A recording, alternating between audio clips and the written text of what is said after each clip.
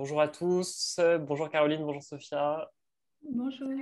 Bienvenue dans cet épisode d'Alchimie du ciel, épisode dédié à la lunaison de juin 2022. Cette lunaison qui va nous emmener jusqu'au solstice d'été. Donc on est très heureux de vous retrouver et on vous annonce que nous allons faire une pause estivale à partir de cette vidéo pour pouvoir nous recentrer sur d'autres projets et puis revenir peut-être à la rentrée différemment. Alors, nouvelle lune du 30 avril, c'est celle qui Oui, clôture le mois d'avril et qui ouvre ce mois de mai. Elle se voilà forme en Gémeaux, à 9 degrés du signe du Gémeaux. C'est donc la conjonction du Soleil et de la Lune. Et puis, eh bien, nous sommes toujours dans un moment où Mercure est rétrograde. Enfin, il est en fin de rétrogradation, il est plutôt stationnaire. exactement. Et il est surtout au carré de Saturne, hein. Mm. Donc, par rapport, je trouve, à la légèreté du Gémeaux, hein, parce que c'est intéressant, on a commencé la saison du Gémeaux avec Mercure rétrograde, hein, dans le signe du Gémeaux.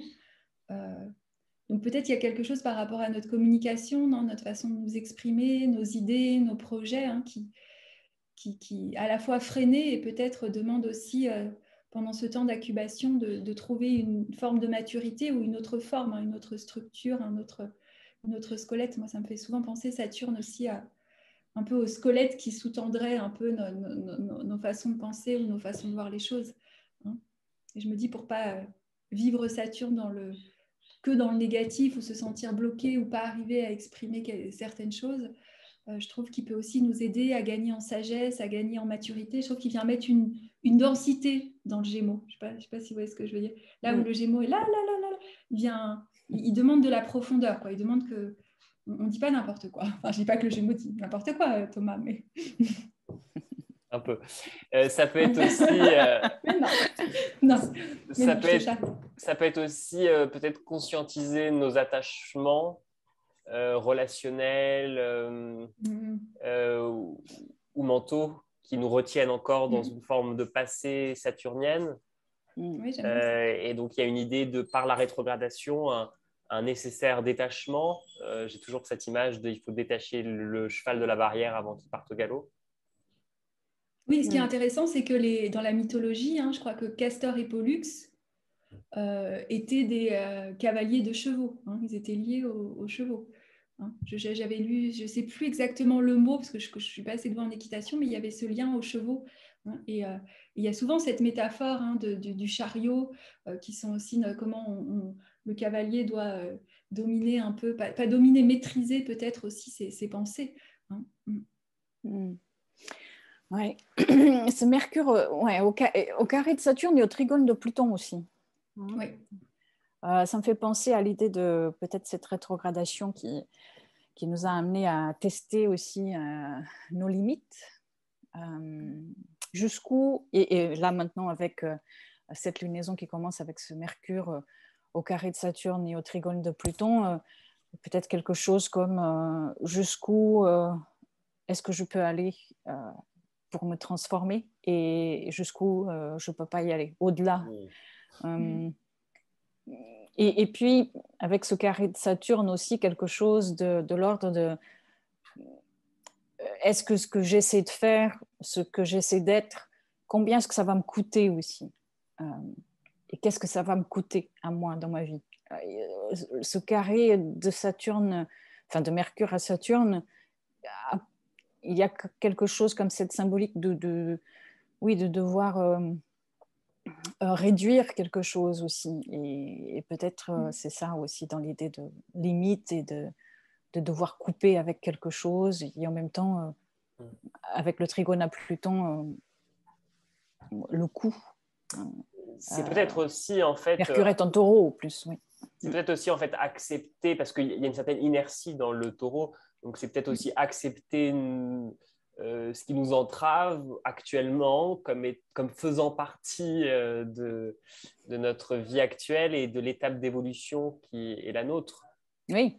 Surtout que juste après, Saturne va rétrograder. Rétrograder. En fait, il est stationnaire aussi. On a Mercure est stationnaire, mais Saturne est aussi stationnaire. Donc, ça renforce la fixité. Nos rôles sociaux peut-être, ou, ou le jumeau que l'on incarne entre ces deux jumeaux, Castor et Pollux, peut nous contraindre peut-être dans une forme, dans un rôle à jouer, mais voilà, nous n'avons peut-être pas encore la possibilité de nous détacher de ces rôles-là, je ne sais pas.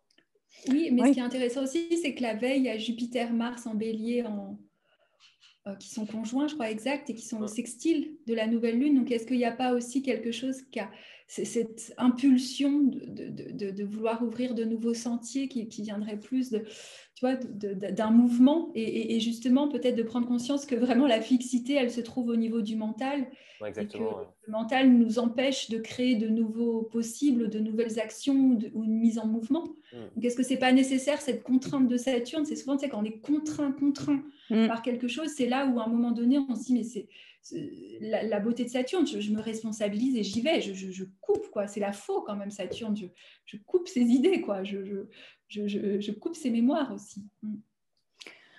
Ouais, cette lunaison Gémeaux avec ce Mercure me fait penser aussi à l'idée d'aller peut-être, l'idée de quelque chose qui nous rappelle que souvent on oublie par rapport aux Gémeaux, c'est qu'il y a ces polarités dans le Gémeaux et que peut-être cette lunaison va demander à aller dans cette autre polarité qui parle de la profondeur que le Gémeaux peut et doit actionner pour justement pouvoir aller au-delà de ces restrictions saturniennes. Si on a été trop longtemps dans une forme de légèreté, peut-être qu'il va falloir maintenant accepter la profondeur aussi. Ou l'inverse. Ou l'inverse, voilà. Ou l'inverse, peut-être. Si on a été trop dans la profondeur, peut-être aller aussi vers la légèreté. Mais comme il y a Mercure au trigone de Pluton, peut-être que cette capacité-là, elle est plus ouverte maintenant. Il y a comme une porte, peut-être, d'entrer dans la profondeur sans que cela soit pris comme un effort supplémentaire ou quelque chose impossible à faire. Surtout, ce que je trouvais intéressant, c'est que dans la première rétrogradation de Mercure au début de l'année, il était au carré de Pluton. Donc, par rapport à ce qui s'est passé en janvier, là, il y a, je trouve, avec ce trigone, peut-être quelque chose ça reste Pluton, donc ça reste quelque chose qui nous transforme, qui vient nous appuyer, qui vient nous chercher, mais il y a peut-être une résolution, il y a peut-être une voie de sortie ou une voie d'évolution qui est plus claire, mais qui nous demande, Saturne, de nous responsabiliser et de ne pas subir, quoi. Et puis, Mercure en Taureau, au carré de Saturne, ça me fait penser aussi, alors quelque chose de plus pratique dans l'idée on est confronté peut-être à des limitations dans l'idée de qu'est-ce qui me maintient en vie, les limites du corps, les limites des ressources, les limites de la sécurité, voilà, toutes ces choses-là qui permettent à la vie de s'accomplir, d'évoluer. Et des limites qui sont autant de contraintes créatrices. C'est-à-dire que ce sont aussi de par ces limites que peut-être que ce nouvel élan-là, Bélier Gémeaux, peut naître de façon créative, parce que je trouve que quand même le signe du Gémeaux, c'est celui qui trouve des solutions avec ses mains. Donc peut-être qu'il y a moyen là aussi d'être créatif dans les solutions que l'on trouve. Oui, c'est vrai. Est-ce qu'on passe au premier quartier? Premier quartier. En Vierge. C'est aussi intéressant de dire que cette lunaison, elle aura lieu dans tous les signes, les 4 signes du mutable, à la différence des précédentes qu'on a eues. Là, on va avoir vraiment tout le cycle entier et complet, en fait, quelque part. Donc, ça porte une énergie de mutation et surtout que c'est aussi le passage d'une saison à une autre. Oui. Exactement. Et oui, et le Gémeaux est un passeur, est un messager. Alors justement, premier carré, donc c'est la deuxième étape lunaire, lorsque la Lune est à moitié pleine. Ce sera le 7 juin. Non, pas le 7 juin, le 7 mai, j'ai dû me tromper. Non, 7 juin. 7 juin. Ah oui, c'est ça. Ah bon, alors je me suis trompé tout à l'heure. Le 7 mai est déjà passé. Ah oui, alors tout à l'heure, j'ai dit 30 avril, donc c'est bien 30 mai. Hein, c'est moi qui me suis trompé tout à l'heure. Et donc là, j'ai c'est pas bien, entendu. c'est bien le premier carré du 7 juin. Il se forme à 16 degrés du signe de la Vierge, en trigone à Uranus, avec désormais un Mercure qui est reparti direct. Et qui est sur le même point que la nouvelle lune. Oui. Et qui était aussi le point de l'éclipse, de l'éclipse de pleine lune du mois dernier. Oui, c'est intéressant ça. Hein, c'est-à-dire qu'on se retrouve au même endroit, mais plus de la même manière. Ouais. Donc, ça veut dire que peut-être ce premier quartier, il vient dire que la vision nouvelle, elle est là. Maintenant, au premier quartier, il va falloir agir. Crise en action. Le crise trigone, en action. Ouais. Et Uranus, je trouve... Vas-y, pardon, excuse-moi. Pardon.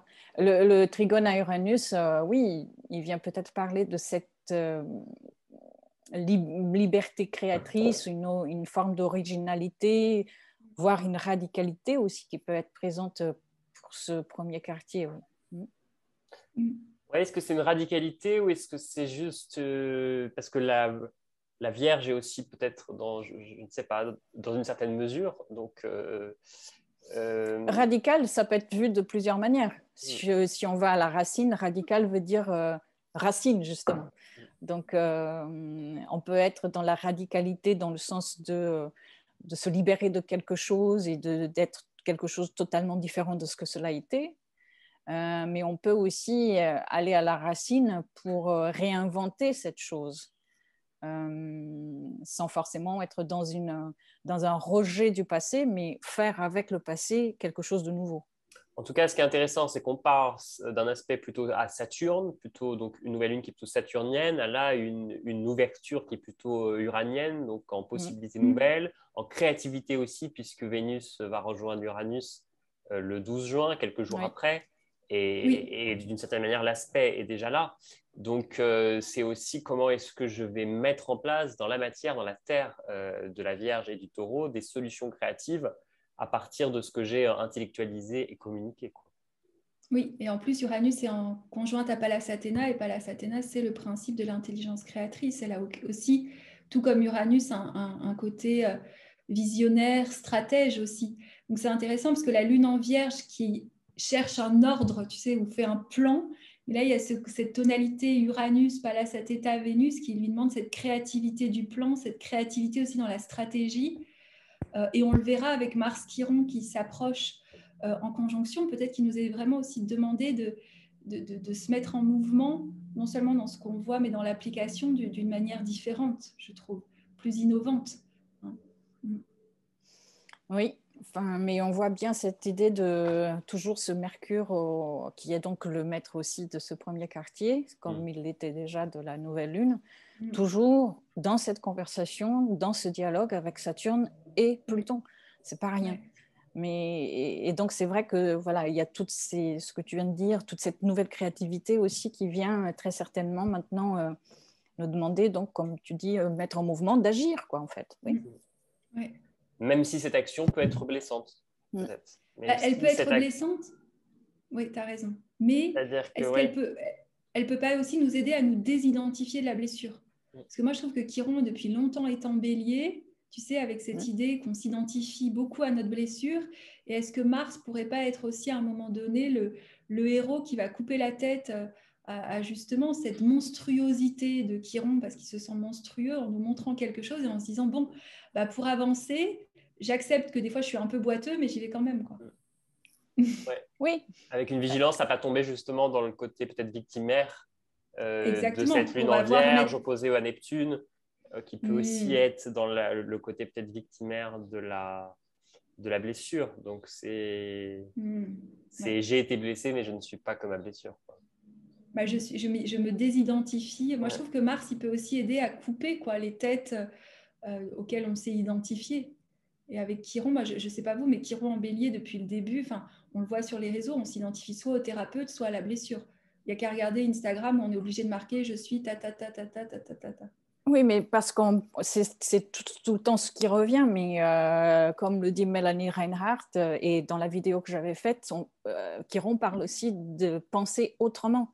en dehors des chemins battus, être le dissident. Et peut-être que là, avec Mars, et on va le voir pour la pleine lune, puisque la conjonction sera exacte à ce moment-là, peut-être que justement, c'est ça. Je trouve qu'il y a une énergie pour cette pleine lune en Sagittaire, une énergie très contestataire aussi quelque part, avec ce Mars qui rompt justement au Bélier, avec Jupiter qui bien sûr est déjà en Bélier depuis le 11 mai.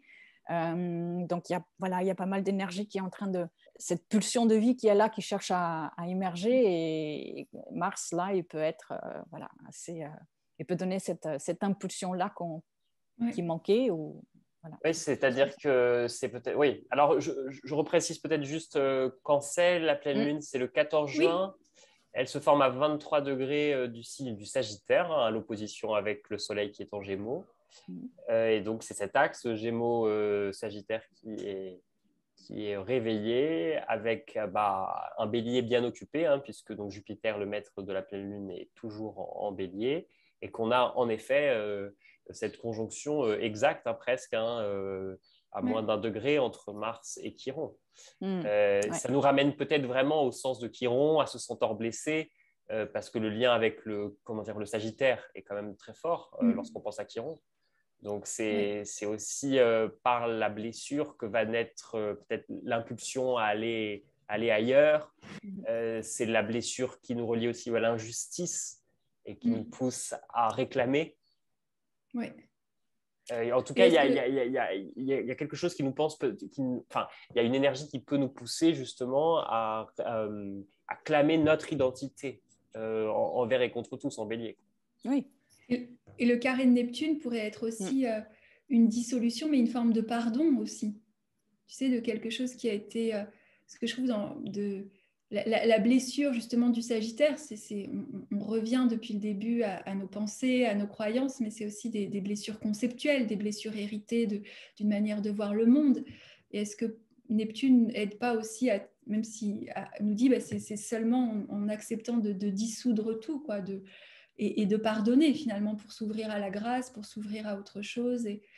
Oui, et en même temps, Sagittaire et Poisson me fait toujours penser à ce côté, ça me fait penser à la foi aussi, mais ça me fait aussi penser le Sagittaire, il me fait penser au dogme, et donc peut-être à ce vouloir imposer quelque chose aussi, une vérité, un sens, et puis peut-être que Neptune en Poisson devra accepter une certaine dissolution, ou alors justement ne pas l'accepter, et il peut y avoir Mars qui rompt. C'est comme si après il y avait cette idée que je dois faire ce que j'ai à faire, même si ça ne plaît pas à ma famille, à mes amis, à la société, avoir ou pas avoir, et ce qu'on est en train de vouloir m'imposer quelque part ne rentre plus dans le cadre qui est celui que je veux vivre, en fait. Oui, il y a quelque chose de toute façon avec le bélier, on en avait parlé, mais qui... Alors là, ça peut être vraiment un bon moment pour revoir à la fois la vidéo qu'on a fait avec Sophia sur Jupiter-Mars et celle que tu as fait, Sophia, sur Chiron, Soleil Chiron, qui était de toute façon en sextile aussi à Chiron là juste avant. Mais il y a, avec le bélier, il y a l'idée de répondre à l'appel intérieur, à l'intuition qui nous traverse, et avoir le courage de le faire, quitte à se tromper, en fait. Quitte à poser un acte et qui va nous conduire quelque part. Et voilà, qui ne sera pas forcément juste ou exact, ou qui sera peut-être blessant, mais qui est peut-être la seule solution pour s'extirper, justement. Peut-être c'est intéressant qu'il sera blessant sur un plan, mais est-ce que si on allait sur le plan de Neptune, ça nous permettrait de voir qu'en fait, finalement, il y a un mystère. Donc, qu'en fait, ce qu'on croit qui est blessant devient autre chose, en fait. En fait, quel niveau de conscience est le vôtre à cette pleine lune? Je crois que c'est vraiment... moi, en tout cas, c'est ça qui me vient. C'est qu'il y a plusieurs... et c'est d'ailleurs ce que Chiron porte. C'est à quel endroit, en quelque sorte, à quel endroit je vis blessure? Est-ce que je la vis dans la fuite de cette blessure? Est-ce que je la vis dans la revendication parce que mon identité s'est créée à partir de cette blessure? Ou est-ce que je la vis dans une forme de transcendance Oui, ou même de dissidence sans avoir besoin de prouver ou de faire prouver ce qu'on croit, ce qu'on est valable ou pas, en fait. Peut-être c'est ça l'idée de vivre en conscience, comme tu dis, et d'être oui, plus dans cet accueil-là que plutôt forcément être tout le temps dans la revendication. Là, ça serait utiliser cette énergie bélier de l'impulsion de manière assez puérile, quelque part. Le côté naïf aussi du bélier. Ou dans le fait de vouloir être regardé pour les actes héroïques que l'on pose. Ça peut être une autre façon aussi, comment dire, vaniteuse en quelque sorte, de se montrer, quoi. C'est-à-dire que parfois, les meilleures décisions sont prises dans le secret du cœur, quoi. C'est quelque chose que j'ai pu expérimenter. C'est joli, ça. Mais oui. Et puis Neptune, peut-être que là, il est en train de dire justement, acceptons le mystère aussi. Oui, c'est ça. On ne peut pas tout savoir. Et c'est intéressant pour une lunaison Gémeaux, qui veut tout savoir, qui veut tout comprendre. Exactement. La dernière chose peut-être qu'on peut dire, c'est que Mercure là est bien reparti direct et qu'il est à 0 degré pile du Gémeaux. Donc, je ne sais pas, mais il y a quelque chose, moi, qui me paraît très symbolique, qui est très symbolique toujours dans les débuts de signes et fin de signes. En tout cas, ce Mercure, moi, la seule chose que je peux dire là maintenant, c'est qu'il va aider justement à la relation, à la communication entre les différents pôles en soi et autour de soi, quoi. Donc, il facilite peut-être aussi. C'est un faciliteur, ce Mercure-là, à 0 degré. Oui. Alors, le dernier quartier, qui est le jour du solstice, enfin presque, pas encore. Je crois que c'est oui, c'est en fin de journée le solstice. Alors, le solstice, donc le dernier carré, c'est le 21 juin, donc c'est ça, c'est le... Oui, c'est ça. C'est le solstice. On peut peut-être dire un mot sur le solstice, sur sa symbolique. C'est une porte d'une saison à l'autre. On passe du printemps à l'été. Et c'est le moment où, en quelque sorte, il commence à y avoir un rééquilibrage entre le jour et la nuit. Donc, entre cette force de jour et cette force de nuit. Là où le Gémeaux, c'est vraiment le summum de l'exaltation solaire. Il y a une forme de retournement qui fait que cette énergie va s'investir différemment pour préparer l'entrée du soleil en Cancer. Puisqu'on est tout près là, le soleil est à 29 degrés du signe du Gémeaux, donc il y a en quelque sorte tout est encouragé à prendre une forme en fait. C'est une énergie, c'est drôle, c'est une énergie assez balsamique par rapport au 0 degré du Bélier. Et en même temps, c'est aussi l'énergie du solstice, c'est aussi astrologiquement, ça veut dire qu'on va entrer dans les signes cardinaux, on va rentrer dans la croix cardinale. Donc, il y a à la fois transition et ces nouveaux commencements, comme tu disais. Surtout que c'est à 29 degrés du signe du Poisson, donc ça porte quand même, c'est le dernier degré du zodiaque, donc ça porte quand même une idée de fin, de clôture. Ça va bien avec toute cette lunaison de mutation, et c'est conjoint à Neptune par conjonction. Donc il y a quand même une idée de dissolution ou de détachement, je pourrais dire. Oui, peut-être ce qu'on a parlé du mystère de la pleine lune devient encore plus évident ou plus... Alors, ça reste le Poisson, donc quand je dis plus évident, c'est-à-dire plus ressenti. Oui, c'est vrai. Pas forcément dire qu'on a un discours dessus, mais... ce qui va porter, c'est quand même le sextile de Vénus à Neptune. Oui, de Vénus. Et le sextile aussi de Pluton. À Pluton, oui. Il y a 2 sextiles de Terre quand même qui viennent nous dire. C'est intéressant, ce serait peut-être aussi une opportunité que ce mystère soit avec Vénus, qu'on crée quelque chose, qu'on écrive ou qu'on dessine.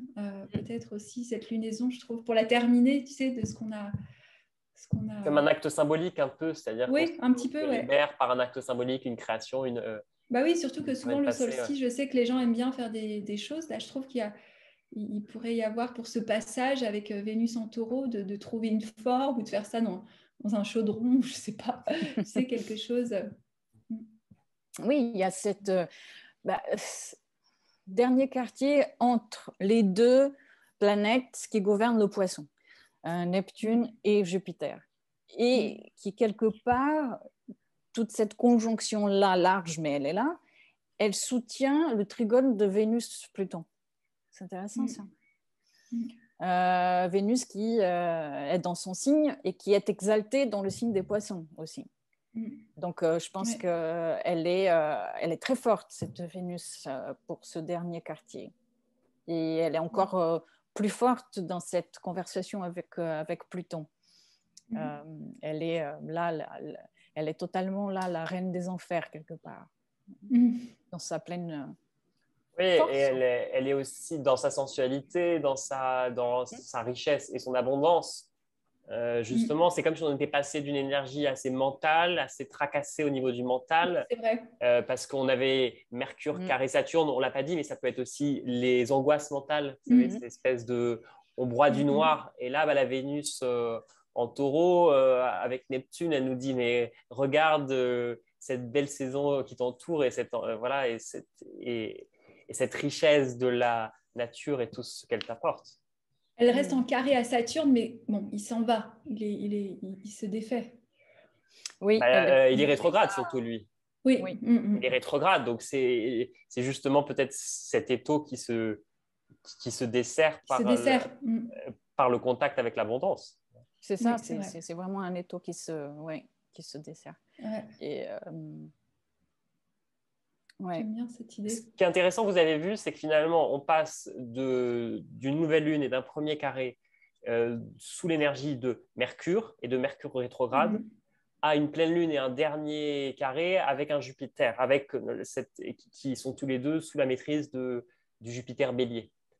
Donc, on passe quand même d'une énergie assez dans le mental à ce Jupiter Bélier qui nous pousse plutôt à l'impulsion, à l'action, à l'instinct, je trouve. Oui, surtout qu'en plus, ils sont en sextile, Jupiter et Mercure, pour ce dernier quartier, comme si ils font la paix, mais tu sais, ils s'entendent à nouveau, quoi. Alors ça, c'est intéressant, Jupiter d'ailleurs, parce que ça sera la fin de ce sextile qui a commencé en avril déjà. C'est un sextile qui est là, qui a été long à cause de la rétrogradation de Mercure. Je crois je ne sais plus si on avait parlé les autres fois, mais en tout cas, c'est un sextile qui est là depuis la mi-fin avril et qui va durer jusqu'à 22, 23, je crois, peut-être un peu plus, juin. Donc, il est extrêmement long, alors que les sextiles Jupiter-Mercure, ils sont d'habitude très rapides, puisque Mercure est une planète très rapide, ça ne dure que quelques jours.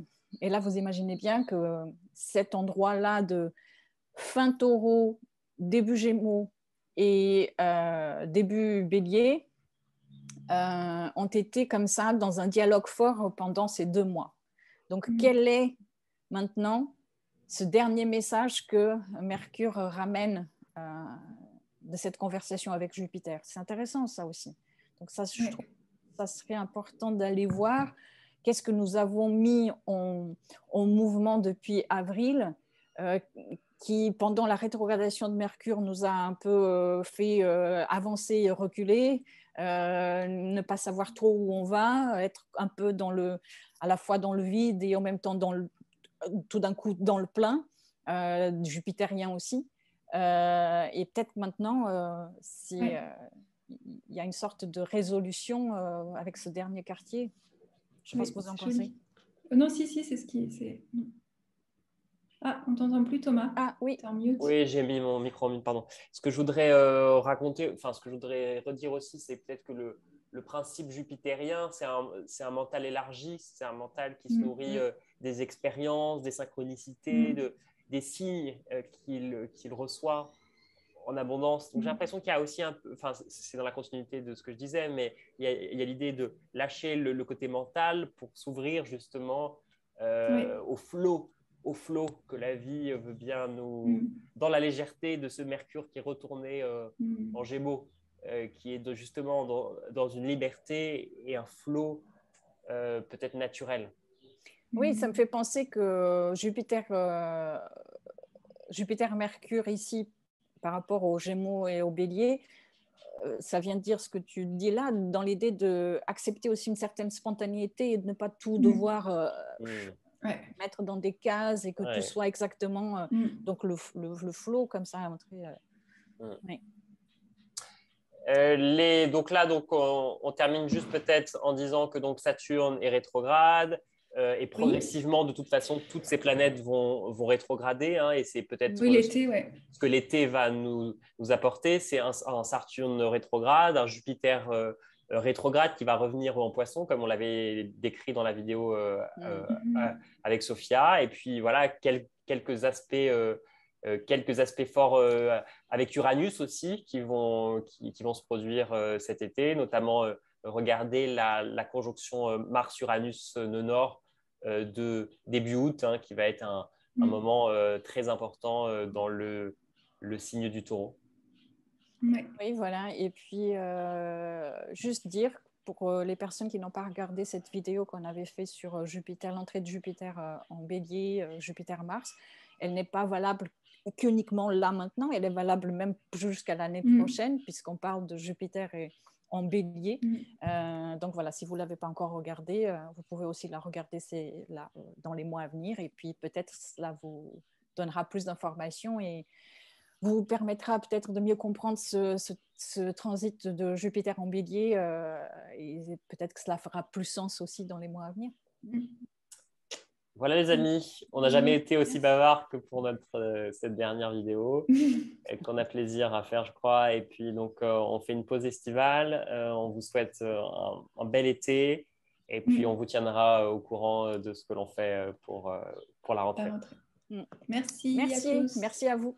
Ciao, ciao.